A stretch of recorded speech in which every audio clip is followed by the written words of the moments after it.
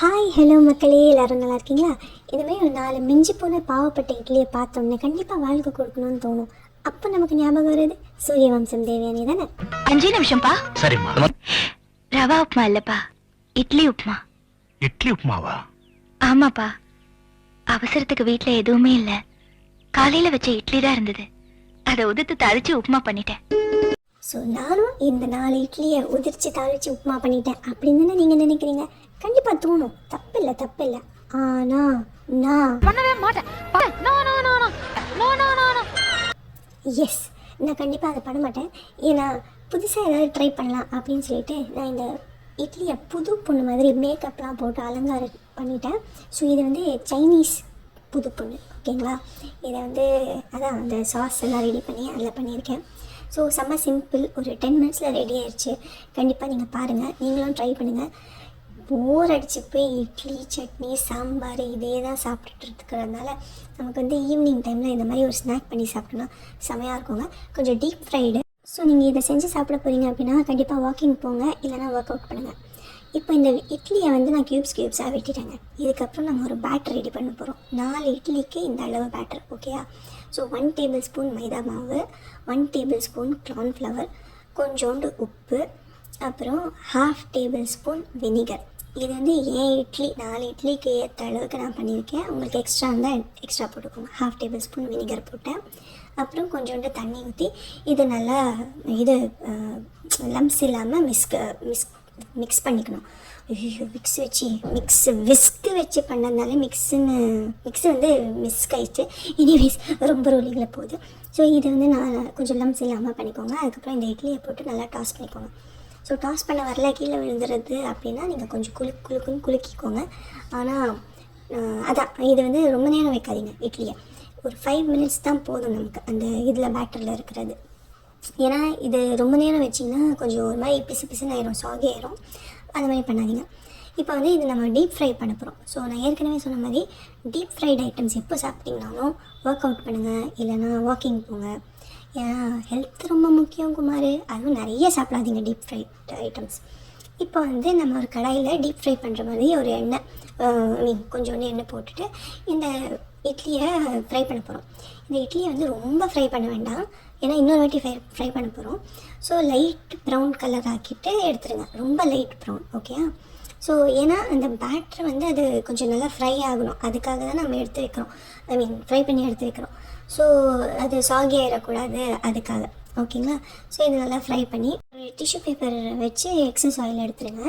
So இது வந்து பயங்கர ஃபாஸ்ட்டாக பண்ணிடணும், ஓகேங்களா? நல்லா ஹை ஃப்ளேமில் வச்சுட்டு சும்மா லைட்டாக அப்படி எடுத்து பண்ணிடணும், ஓகேங்களா? ஸோ இந்த அளவுக்கு தான் உங்களுக்கு வந்து இது லைட் ப்ரௌன் ஆகிருக்கணும், லைட் கோல்டன் ஆகிருக்கணும்.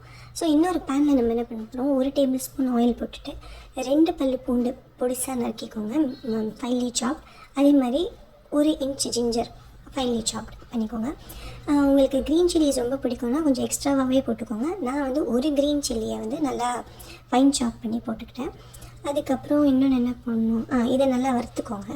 இதை வறுத்துட்டு வெங்காயம் இருக்குல்ல, பெரிய வெங்காயம், ஒரு லார்ஜ் சைஸ் வெங்காயம், நான் வந்துட்டு ஒரு மீடியம் சைஸ் வெங்காயம் தான் போட்டேன். நீங்கள் எக்ஸ்ட்ரா நிறைய இட்லி இருக்குன்னா அந்த இட்லிக்கு ஏற்ற அளவுக்கு நீங்கள் வெங்காயம் நறுக்கிக்கணும். வெங்காயம் வந்து இந்த மாதிரி ட்ரையாங்கிள் ஷேப்பில், க்யூப் ஷேப்பில் வெட்டிக்கணும், பெருசாக வெட்டிக்கணும். இந்த சைனீஸ் ஐட்டம்ஸ் பண்ணுறோம்ல அந்த மாதிரி. ஸோ அதையும் போட்டுட்டு ஒரு 1 to 1.5 மினிட் நீங்கள் நல்லா ஹை ஃப்ளேமில் இதை வந்து குக் பண்ணிங்கனாலே போதுங்க.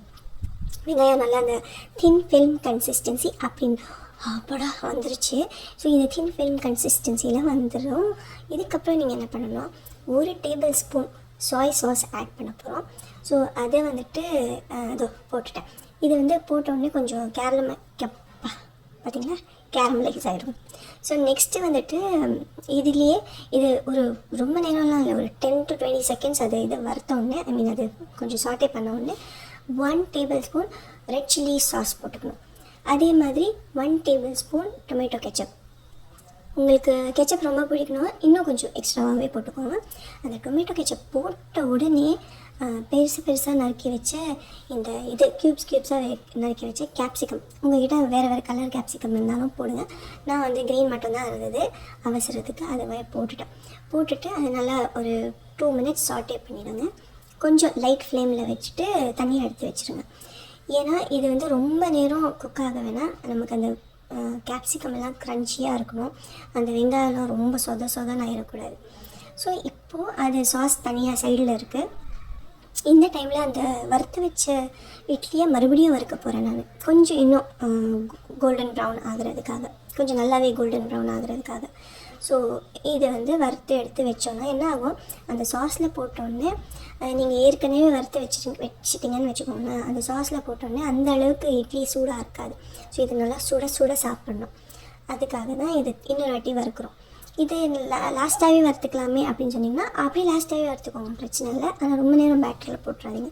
அந்த சாய் சாஸோட அந்த சால்ட்டி டேஸ்ட் கம்மியாக தெரிஞ்சதுன்னா கொஞ்சோண்டு சால்ட் ஊற்றிக்கோங்க, இந்த மாதிரி நீங்கள் போட்டுக்கோங்க.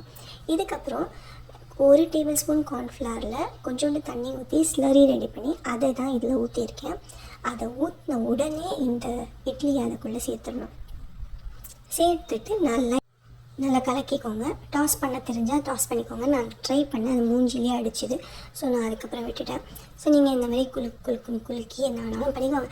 அவ்வளோதான். இதை வந்து அப்படியே பிளேட்டில் போட்டு சர்வ் பண்ண வேண்டியதான்.